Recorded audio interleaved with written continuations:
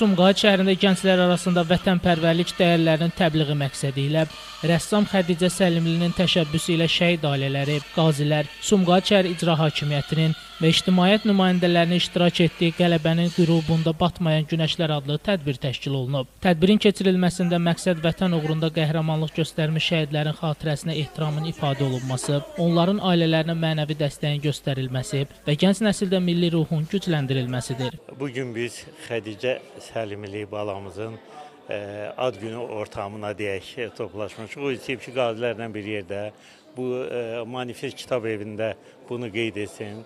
Bayaqdan rəsmlərinə baxdım, çox gözəl rəsmlər çəkir və çox əlamətlər bir şeydir ki, o məhz qazilərlə, şəhid ailələrdən bir yerdə bunu qeyd etmək istəyir. Ona uğurlar arzulayıram, kitab evinə də uğurlar arzulayıram.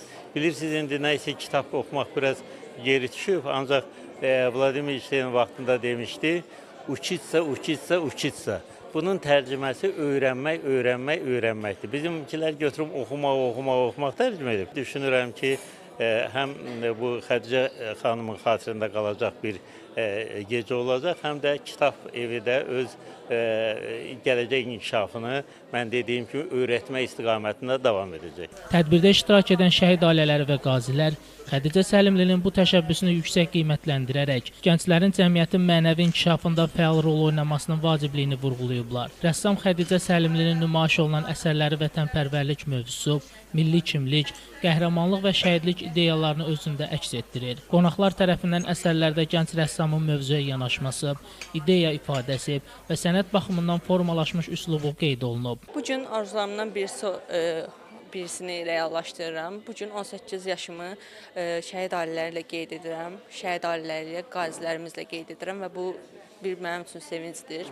Bu gün çox xoşbəxtəm ki, mən onları dəvət etmişəm. Hamısına minnətdaram. Şəhidlərimizə Allahdan rəhmət edirəm. Qazilərimizə uzun ömür diləyirəm, sağlamlıq diləyirəm. Ümid edirəm ki, bundan sonra da digər arzularımı reallaşdıra biləcəyəm. Görüş çərçivəsində çıxış edənlər tədbirin gənclər arasında vətənə bağlılıq, birlik və milli dəyərlərə hörmət kimi anlayışların daha geniş şəkildə təşviqinə xidmət etdiyini bildiriblər. Belə təşəbbüslərin davamlı olmasının cəmiyyətin mənəvi dəyərlərinin qorunmasına və gənc nəslin formalaşmasına mühüm töhfə verildiyi qeyd olunub. Şəmistan Fikrətli, Elbrus İsmailov, Bugün informasiya proqramı üçün.